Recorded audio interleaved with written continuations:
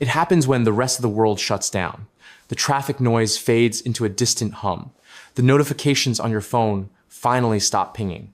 The lights in the apartment building across the street flick off, one by one, until you are the only window glowing in the dark. For the average person, this is the time to sleep. But for you, this is the time you finally wake up. You feel a sudden, distinct surge of energy, a click in your brain that says, now I am free. You aren't staying up because you have insomnia. You aren't staying up because you are undisciplined. You are staying up because the night is the only time the world feels big enough, quiet enough, and safe enough for you to actually exist. You are a nyctophile, a lover of the night, and while the morning larks get the credit for being productive, you know that the real magic happens in the shadow of the AM. To the early risers, the people who post photos of their 5 a.m. workouts and talk about seizing the day, your behavior is baffling. They view the night as a void. They see sleep as the only logical activity after 10 p.m. They look at you, groggy and disoriented at 9 a.m., and they assume you are lazy. They assume you lack willpower. They ask, why don't you just go to bed earlier? They do not understand that for you, going to bed at 10 p.m. feels like giving up on the best part of your life. They do not understand that you aren't fighting sleep. You are fighting the end of your autonomy. They don't see that the night is not a time of emptiness for you. It is a time of temporal sovereignty. Today, we are going to dissect the behavior of the night owl. We will move past the shame of sleeping in and examine the deep neuroscience of chronotypes, the evolutionary biology of the file, sentinel theory, and the psychological phenomenon of revenge bedtime procrastination. We will explore why your brain enters a state of hypofrontality at night, making you more creative, why you feel a second wind at 11 p.m., and why the silence of 3 a.m. is the most addictive drug in the world. We will validate why you hate the morning sun, why you do your best work when everyone else is unconscious, and why you feel a secret superiority over the people who need an alarm clock to wake up. If you have ever calculated exactly how many hours of sleep you can get if you fall asleep right now, just so you can stay up for 30 more minutes, this analysis is for you.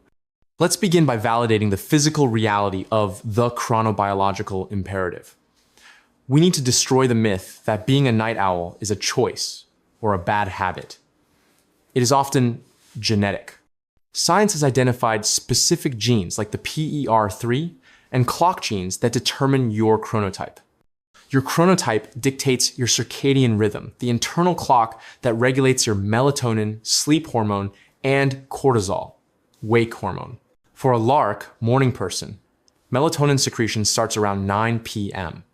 By 10:30 p.m., they are physically sedated. Their cortisol spikes at 6 a.m., waking them up naturally. For you, the owl, your cycle is shifted. Your melatonin doesn't start dripping until 1 a.m. or 2 a.m. Asking you to sleep at 11 p.m. is like asking a lark to sleep at 7 p.m. It is biologically impossible. You are staring at the ceiling, fully alert, because your body hasn't given you the chemical signal to shut down yet. Furthermore, your cortisol doesn't spike until 10 a.m. This is why you feel drunk when you wake up at 7 a.m.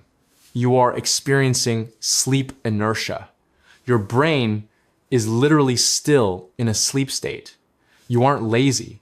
You are biologically time shifted. You are living in a time zone that is 3 hours behind the rest of society, but you are forced to operate on their clock. This state is known as social jet lag. You are living with the symptoms of jet lag every single day of your life. This brings us to the hidden pattern, the phenomenon of revenge bedtime procrastination. Why do you stay up even when you are tired? Why do you scroll through your phone, or watch one more episode, or reorganize your bookshelf at 1:30 a.m., knowing you will regret it tomorrow? This is revenge bedtime procrastination. It is a psychological response to a lack of agency during the day. If your day belongs to others, your boss, your kids, your partner, your commute, your chores, you feel a sense of time theft. You have spent 16 hours servicing the needs of the external world. The night is the only time you can take revenge. You are stealing time back from the universe. The logic of the subconscious mind is, if I go to sleep now, tomorrow comes sooner. And I don't want tomorrow to come. I want more now. You stay up late to artificially extend the me time. This time is sacred because it is unassigned. No one expects anything from you at 2 a.m. No emails are coming in. No one is asking you to do the dishes. You are finally the captain of your own ship.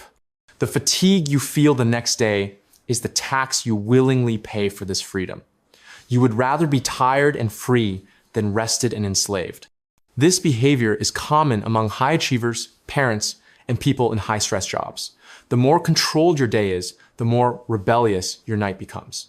Let's expand on the deep psychological expansion of the hypofrontal creativity. Night owls are often artists, writers, coders, and thinkers. Why does the brain work better at night? It is due to a state called transient hypofrontality. During the day, your prefrontal cortex is firing on all cylinders. This is the manager part of the brain. It handles logic, planning, willpower, and social inhibition. It is the inner critic. As you get tired late at night, the prefrontal cortex starts to slack off. It gets tired. Paradoxically, this is where the magic happens. When the manager falls asleep, the creative child comes out to play. Your brain becomes less inhibited.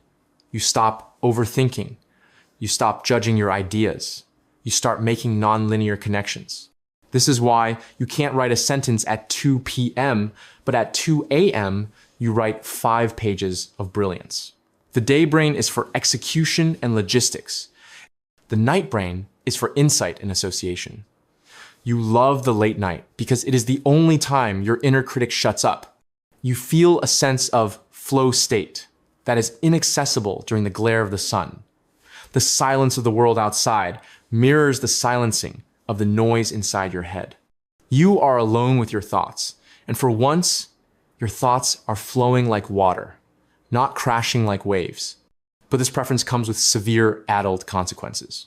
Society is designed by morning people for morning people. Schools start at 8 a.m., corporate jobs start at 9 a.m.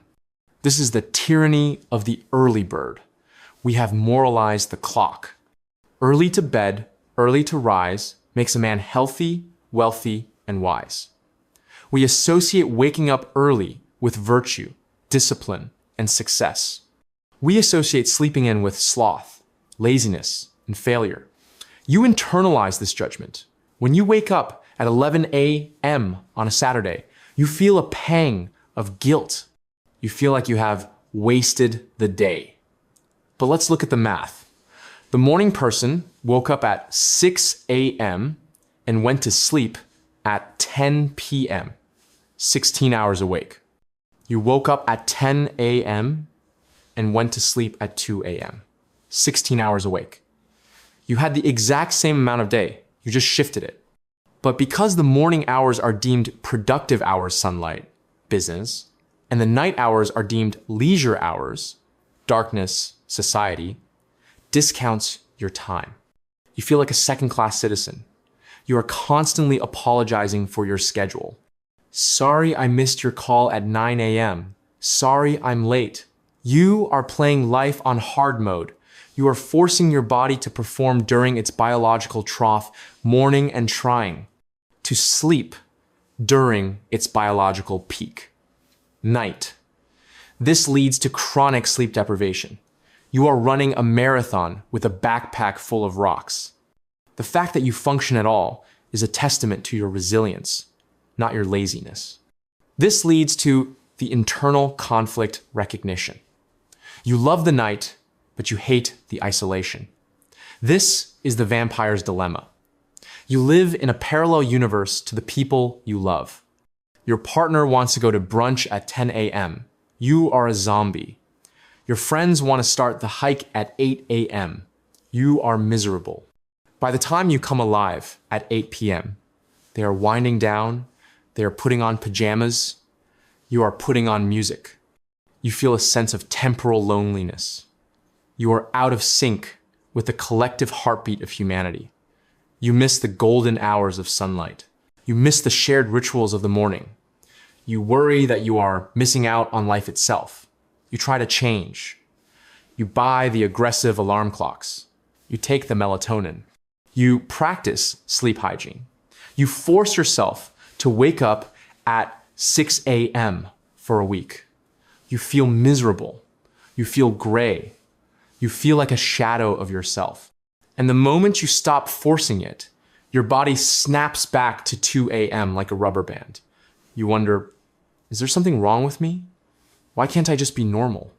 Am I destined to live in the dark forever? Let's pause the self-judgment. We need to validate the sensory decompression aspect. You are likely a highly sensitive person, HSP. The day is loud, construction noise, traffic, people talking, phones ringing, bright sunlight. This is sensory assault. For a sensitive nervous system, the day is exhausting not just because of work, but because of the sheer volume of data processing required to exist. The night is sensory zero. The sun goes down, visual quiet. The traffic stops, auditory quiet. The demands stop, social quiet. You love the night because it is the only time your nervous system isn't under attack. You can finally hear yourself think. You can finally feel your own edges. The sensation of the late night is like taking off a tight, scratchy wool sweater. The air feels cooler. The atmosphere feels thinner. There is a specific texture to the air at 3 a.m. that feels clean. You are not hiding from the world. You are waiting for the world to clear out so you can enter it safely. You are a night-blooming flower. You close up during the harsh sun to protect your moisture, and you open up under the moon to release your scent. That is a valid biological strategy. We also need to look at the solitude versus loneliness distinction in the context of the night. At 2 a.m., the solitude is absolute. This can be terrifying, or it can be divine. For the night owl, it is usually divine. You feel a sense of secret knowledge. You are awake while the city sleeps. You are the watchman. There is a feeling of intimacy with the universe. You look out the window at the empty street and you feel a strange affection for the world. It's easier to love the world when it's asleep. When it's awake, the world is chaotic and demanding. When it's asleep, it is innocent and peaceful. You are the guardian of that peace. You use this time to reconnect with your soul. You listen to albums from start to finish. You watch old movies. You read deep books. This is cultural consumption without distraction. During the day, you consume content in snippets. At night, you consume art. You are building your inner world while everyone else is dreaming. And that inner world is rich, deep, and exclusively yours. In the next part, we are going to explore the tactics of the night owl. We will look at how to survive the 9-to-5 world without destroying your health. We will discuss anchor sleep, the art of the coffee nap, and how to negotiate asynchronous work with your boss. We will look at the specific creative rituals of the night and how to maximize that 2 a.m. burst of genius. We will move from the biology of the struggle to the strategy of the lifestyle. We have established that being a night owl is not a character flaw. It is a genetic setting. You are running on a different operating system than the rest of the world. But here is the hard truth.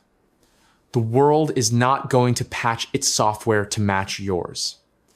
The banks, the schools, and the corporate offices will continue to open at 9 a.m. If you try to live purely by your biological clock, you risk unemployment and isolation. If you try to live purely by the social clock, you risk burnout and misery. The solution is not capitulation. It is hybrid warfare. You need to become a chronobiological hacker. You must learn to manipulate your light exposure, your core body temperature, and your caffeine intake to artificially induce wakefulness during your zombie hours morning and protect your genius hours night. You are not just staying up late. You are engaging in temporal engineering. This brings us to the protocol of the artificial dawn. The hardest part of your life is the hours between 7 a.m. and 10 a.m. This is sleep inertia. Your brain is flooded with adenosine and melatonin. You are chemically asleep, even if you are standing up. You cannot fix this with willpower. You have to fix it with physics. Your brain relies on Zeitgebers, time givers, to reset its clock. The most powerful one is light. As a night owl, you likely sleep in a blackout room to block the morning sun. This protects your sleep, but it makes waking up impossible. You need a dawn simulator or a SAD lamp, 10,000 lux.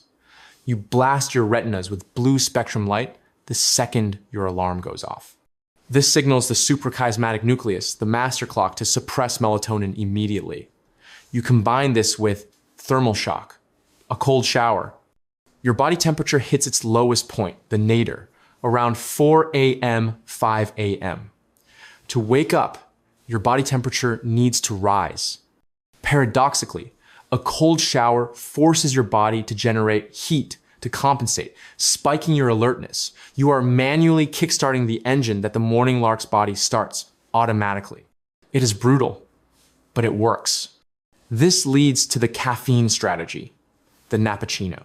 Most night owls abuse caffeine. They drink it all day, which ruins their sleep quality, which makes them more tired the next day. You need to master the coffee nap, or nappuccino. This is your secret weapon for the mid-afternoon slump, which for you hits hard. The protocol. You drink a cup of black coffee quickly. You immediately lie down for a 20-minute nap.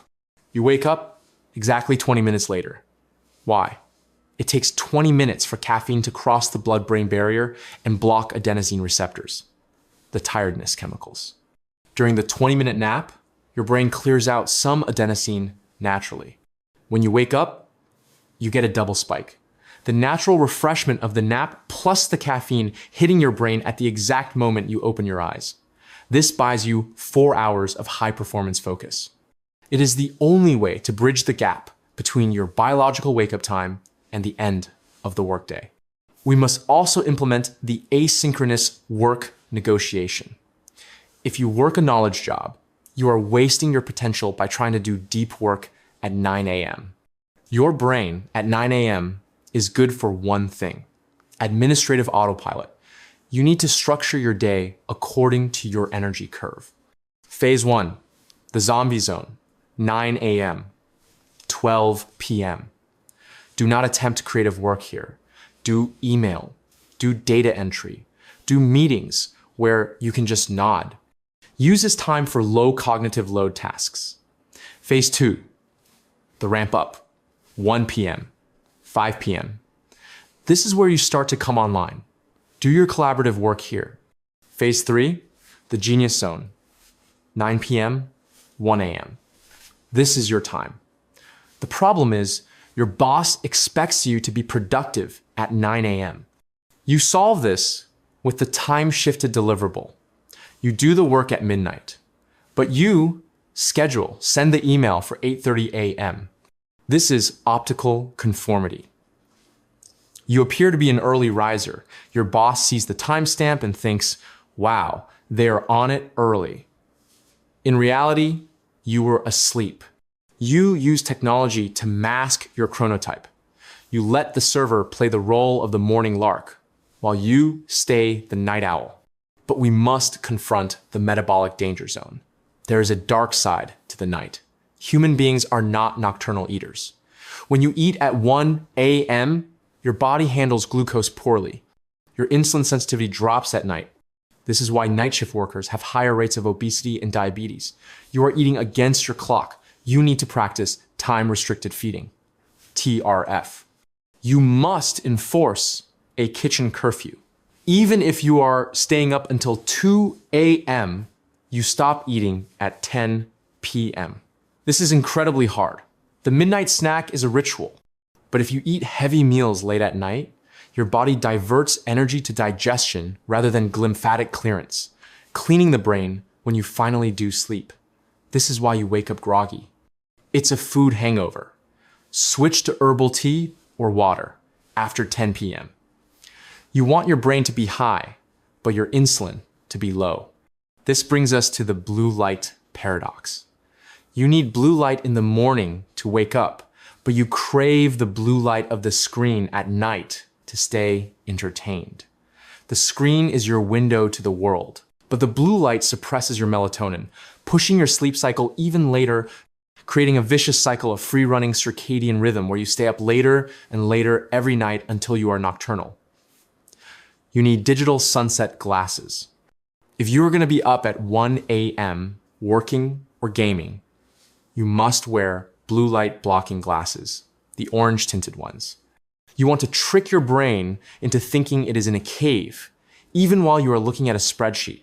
You can have the mental stimulation of the computer without the hormonal disruption of the light. This allows you to maintain a stable 2 a.m. bedtime rather than drifting to 4 a.m. or 5 a.m. We also need to look at the relationship sink. The vampire's dilemma, loving a morning person, destroys relationships.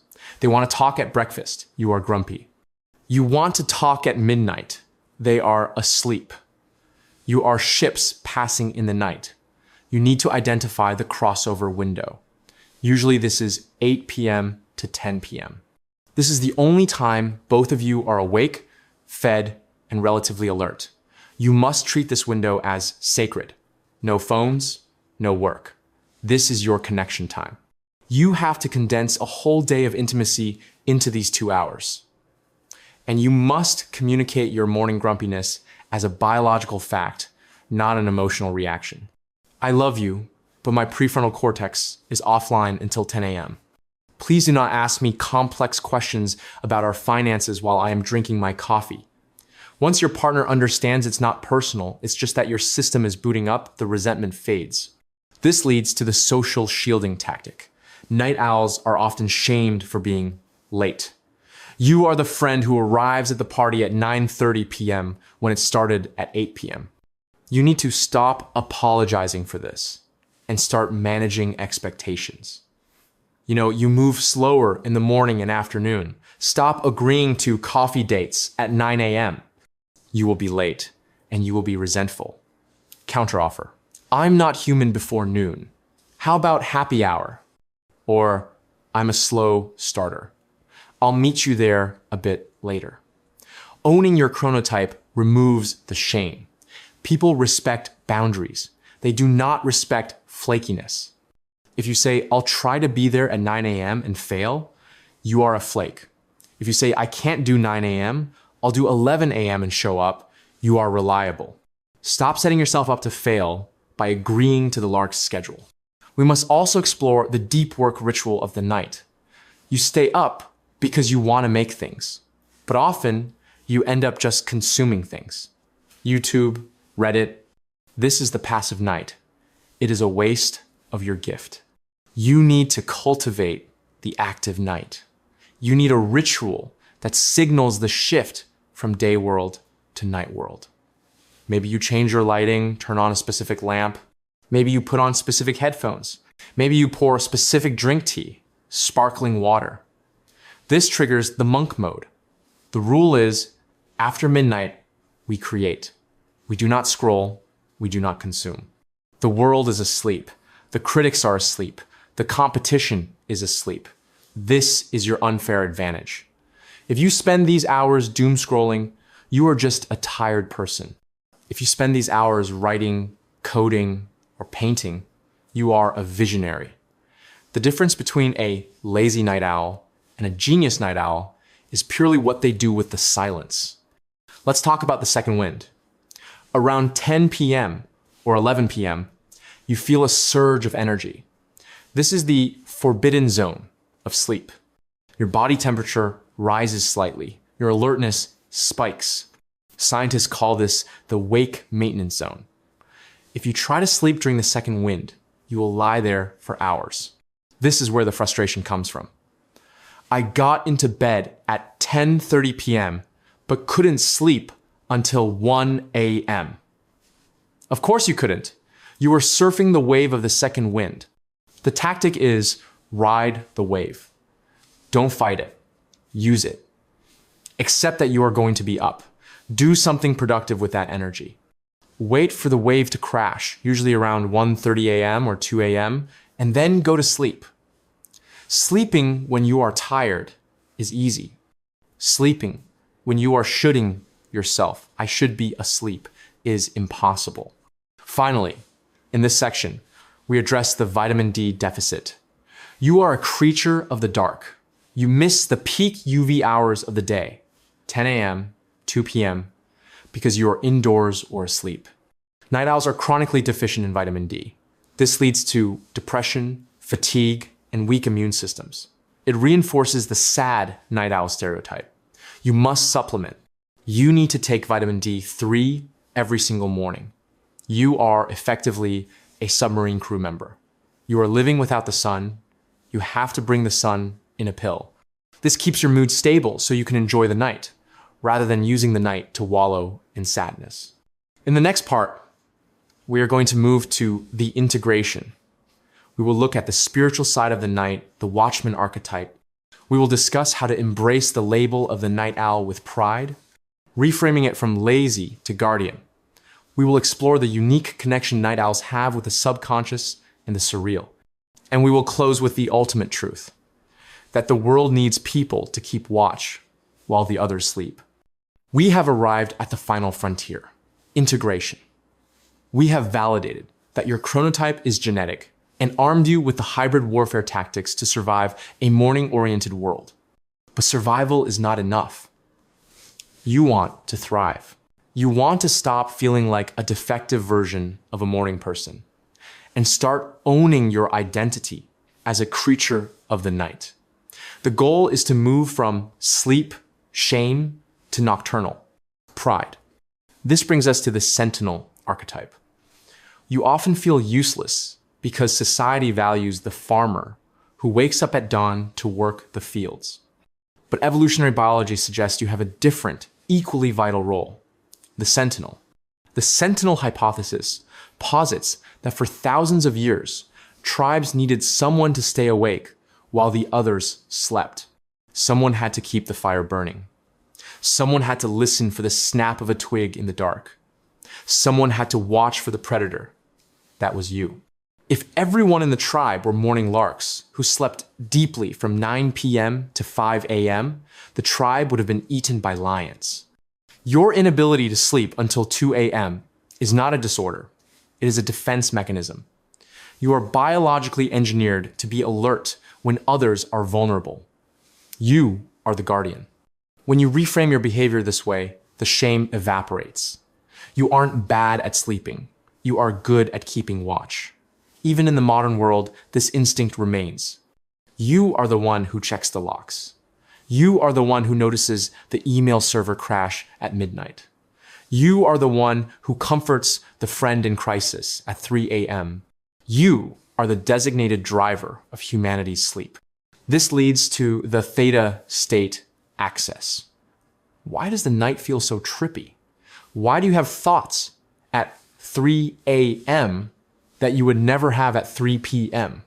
As the night deepens and you get tired, your brain waves slow down. You drift from the high alert beta waves of the day into the relaxed alpha and eventually the dreamlike theta waves.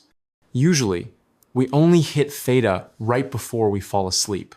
But the night owl, by fighting the sleep pressure, learns to surf the theta state while awake. This is the twilight zone.